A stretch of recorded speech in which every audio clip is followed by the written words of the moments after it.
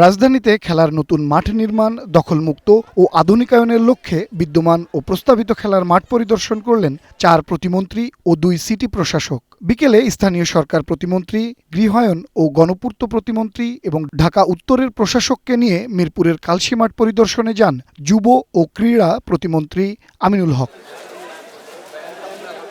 এরপর মহাখালীর টি&টি, মগবাজারের মধুবাগ মাঠ, বাসাবো বালুর মাঠ পরিদর্শন করেন তারা। এ সময় যুক্ত হন সড়ক পরিবহন ও সেতু প্রতিমন্ত্রী ও দক্ষিণ সিটির প্রশাসক। সেই সঙ্গে নির্মাণাধীন মাঠ দ্রুত খেলার উপযোগী করার আশ্বাস দেন যুব ও ক্রীড়া প্রতিমন্ত্রী।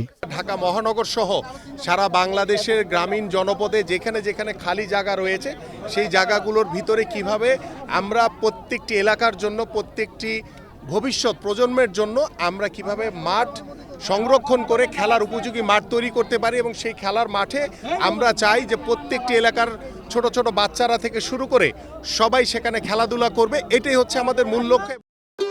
ভবিষ্যৎ হোক নিরাপদ, বিনিয়োগ হোক বিশ্বস্ত, আর আমার পছন্দ সল্ট বে। ওয়েলকাম টু সল্ট বে।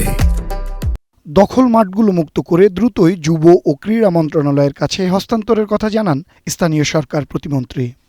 আমরা আজকে দেখে গেলাম, যেহেতু আন্তঃমন্ত্রণালয়ের শক্তিশালী কমিটি, আমরা সবাই বেশি দ্রুত সময়ের মধ্যে এই জায়গা হস্তান্তর করে ডিজাইন ম্যাপ তৈরি করে যুব ক্রীড়া মন্ত্রণালয় বাজেট ডিপিপি প্রণয়ন করে একনাকে অনুমোদন হওয়ার পরেই কাজ শুরু হবে। আমরা যেহেতু শুরু করেছি, মাননীয় প্রধানমন্ত্রীর ইচ্ছা, আপনারা নিশ্চিত থাকতে পারেন স্বল্প সময়ের মধ্যে এই এলাকার মানুষ একটা সুন্দর বহুকেন্দ্রিক ব্যবহারের জন্য মাঠ পাবে। এখানে কালশী থেকে শুরু হওয়া পরিদর্শন শেষ হয় ধূপখোলা মাঠে।